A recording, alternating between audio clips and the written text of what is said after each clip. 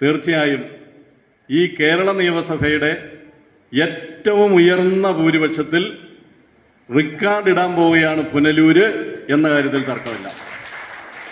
റെക്കോർഡുകൾ പലതും ഭേദിക്കാനുള്ളതാണ്, റെക്കോർഡുകൾ പലതും തകർക്കാനുള്ളതാണ്.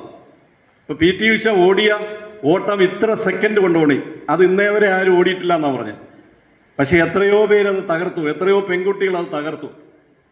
മുഖ്യമന്ത്രി ധർമ്മടത്ത് ഇത്ര വോട്ടിന് ജയിക്കുന്നു, ശൈലജ ടീച്ചർ ഇത്ര ഭൂരിപക്ഷം കിട്ടുന്നു, അല്ലെങ്കിൽ കണ്ണൂരിലെ സഖാക്കൾ ഇത്രയേറെ ഭൂരിപക്ഷം കിട്ടുന്നു. ഭൂരിപക്ഷം ഏറ്റവും കൂടുതൽ അവിടെയായിരിക്കും എന്ന് നമ്മൾ വിചാരിക്കേണ്ടതില്ല. അതാണ് ഞാൻ പറഞ്ഞത്, റെക്കോർഡുകൾ ഭേദിക്കാനുള്ളതും കൂടിയാണ്.